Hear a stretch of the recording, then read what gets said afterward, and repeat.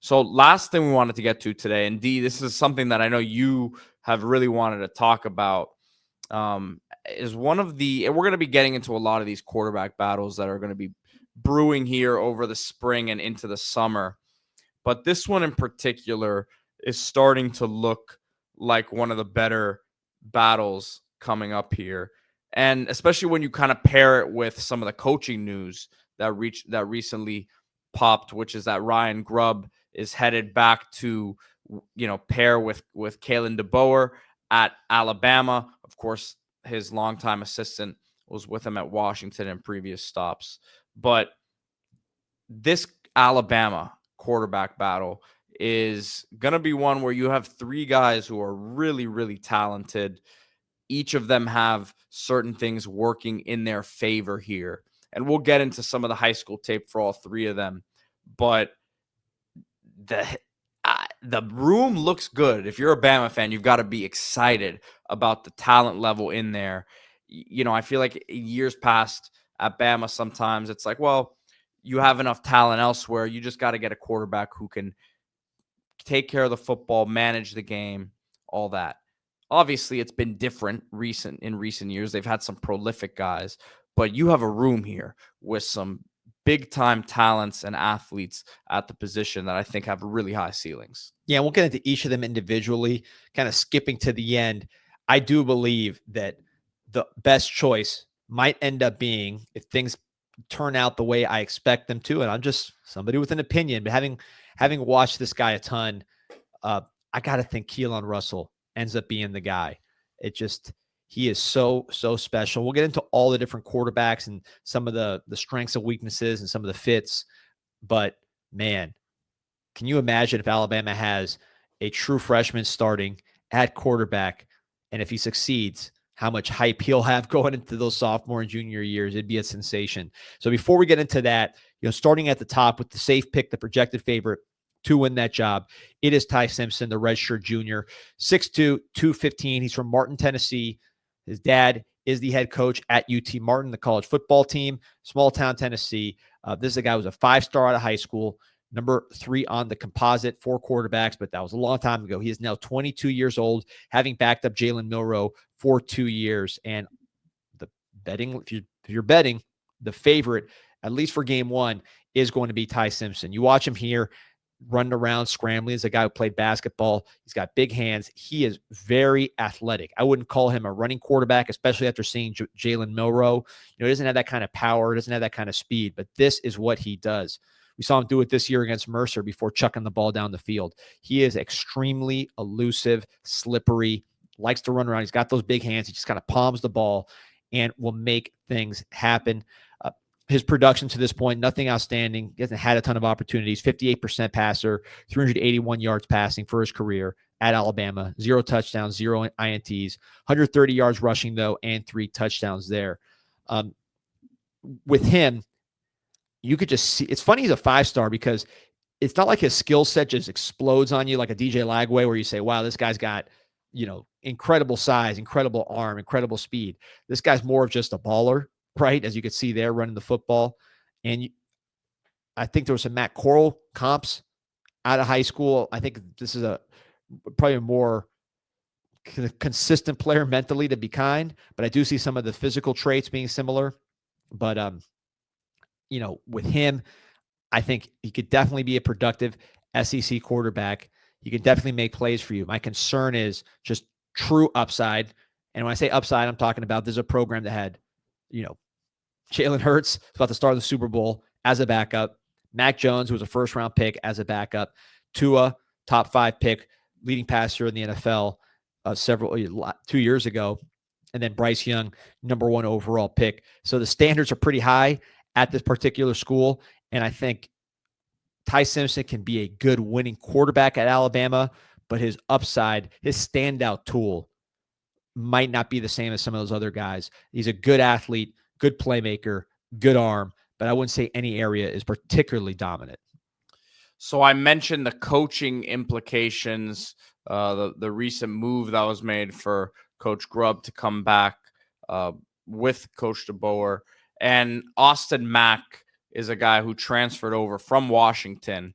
And seems to be a guy with his physical skill set that when the lights come on during spring here, if he takes care of business, could really be in position to win this job.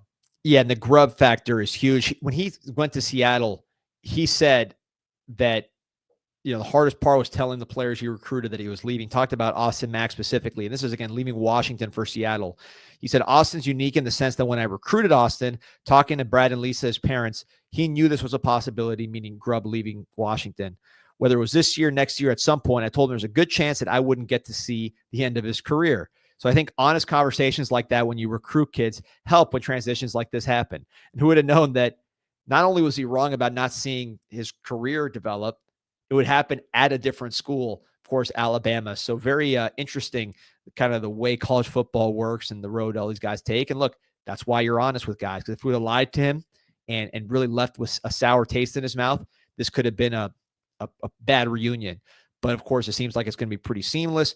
Austin Mack follows Keelon DeBoer from Washington to Alabama, redshirt sophomore, number 16 quarterback in the country coming out of high school. So not as acclaimed as the two other 5-stars in this mix, but definitely a blue chip player. 6'6", 236, incredible size. Going to be as big as any Alabama quarterback that we can remember. From Folsom, California in the Sacramento area. Same high school as current 5-star quarterback Ryder Lyons. He's someone who reclassified from the class of 24 to 23. So even though he hasn't played a ton, his development track, is normal, is right on track. Played a little bit this year, finished 2 of 3 passing against Mercer for 39 yards and a touchdown, had a nice 31-yard touchdown pass. And when you talk to Keelon DeBoer about Austin Mack's growth, he says he's one of the hardest workers on the team. There's a lot of guys that pour a lot into it. He's doing stuff on his own pretty much every day. Yeah, you see how big he is, man. I mean, I don't know if we have measurements on it, but it looks like he has big hands, which I know, we always talk about for quarterbacks, how important that is. Good athlete, but not afraid to stand in the pocket in the face of pressure and make some tough throws. Yeah, and you talk about a reclass kid with that kind of size. Big guys take a little longer to develop just because their bodies coordinate a little later. You see it. You can go to Little League Baseball. There's like a little tiny kid that's the best player the first year, and then the taller kids kind of catch up as their bodies catch up. Even at this age, it's similar. These tall guys that are 6'6", 6'5 plus take a little while to coordinate and get more athletic. And I think with Mack, the weight's coming on. 236. That's a big, heavy quarterback. He does have some athletic ability. You see him get outside the pocket and make some plays. But, with him, I think the key is the familiarity with the system, the belief that Grubb always had in him, because this was a player that he personally identified right along with DeBoer. So that's going to give him an edge in this competition. But I think there's a reason why it's unusual to see 6'6" quarterbacks in college football. The athletic challenges of dealing with SEC pass rush, big-time pass rush, that's real, and he's going to have to show. It's hard to do in spring and fall with no contact jerseys. But he's going to need to show that on top of being able to stand above the line and deliver the ball, that he can get outside and create plays in a way that, doesn't have to be running like Jalen Milroe, but is he going to be able to make plays, which even a guy like Mac Jones, who's not known as a runner per se, was able to do when things got a little clouded. So let's talk about what you said at the start is maybe your favorite to win the job. Not necessarily what the betting favorite would be, but in your opinion, the guy who will come out on top here. Yeah, and here's what I would say.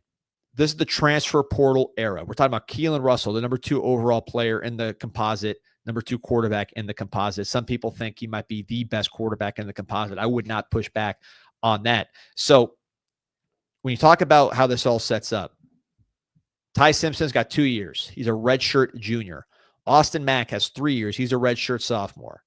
The portal era, guys are not sitting for more than 1 year. You could sit them for a year like Bryce Young, but to sit for multiple years when you're a 5-star type player is very, very difficult without letting that guy leave early for immediate starting opportunity. It's just very hard to do. It's hard to budget for, and it's just hard to keep the kid happy. That's just the reality of this.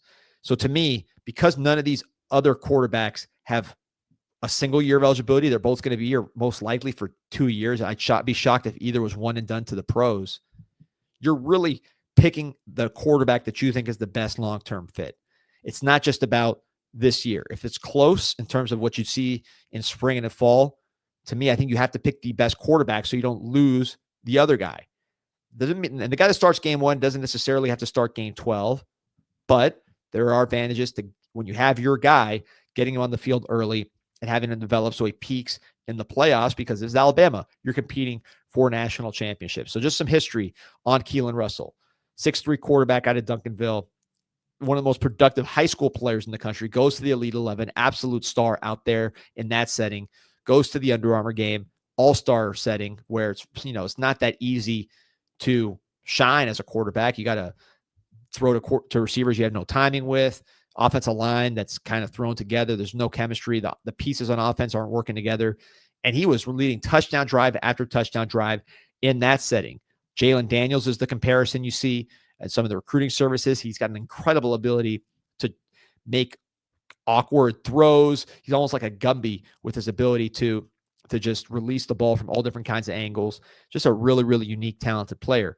Here are some other quarterbacks ranked in the top 5 in the composite going back to about 2017. These are the guys that 247 composite, top 5 overall players, and they played the position of quarterback going back to 2017. I'm not including guys like Arch Manning, who we haven't seen yet. Quinn Ewers, Bryce Young, Trevor Lawrence, Justin Fields.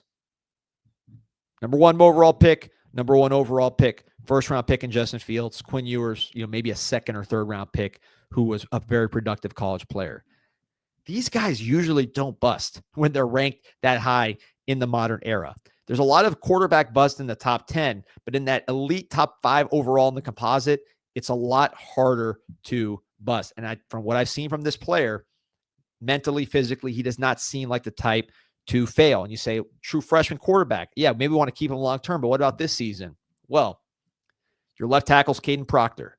He's somebody with experience. He's someone with first-round NFL talent. You got Parker Brailsford at center, one of the best centers in the country, one of the most experienced centers in the country. Wide receiver, Ryan Williams, as elite as it gets. Jeremy Bernard, Isaiah Horton, very dependable veterans. And you're going to have a good running game. So you can bring him along slowly, but by year 3, even year 2, or maybe by the end of this year, in that Kalen DeBoer offense, I think this guy would be an absolute monster. And, he's going to maybe be protected early, handing the ball off, trying not to lose the game. But by the end of the year, he could develop into a playmaker, kind of how Trevor Lawrence did his first year by the end of the season. So to me, Keelon Russell is my pick to be Alabama's quarterback for the majority of this year. And I think it makes the most sense in the portal era. February 4th, you've made your prediction here. So we'll see what happens. And I agree with you. Even if he's not the guy game 1, it could be a situation that as you get into the meat of your SEC schedule, you ease him into it, and then he just takes control. Yeah. Yeah, listen, the nightmare scenario, you pick the wrong guy, Keelon Russell transfers to LSU or wherever and wins a Heisman, pulls the Jalen Daniels, pulls the Bo Nix, as far as being that special type of player. I think you've called him Jaden. I think you've Jaden. Sorry, there's too many. You've said Jalen Daniels. Like I thought the first time I thought I misheard it, but now that you said it twice, it's Jaden.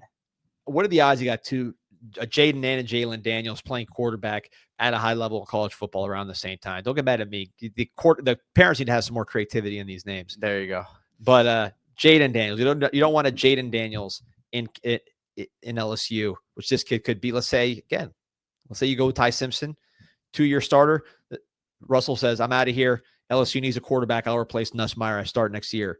That's your worst nightmare if that guy becomes a Heisman type player. So these are the things you got to consider in the portal era. Appreciate everyone who's been on with us live here, man. And we've had over 30 for most of the show.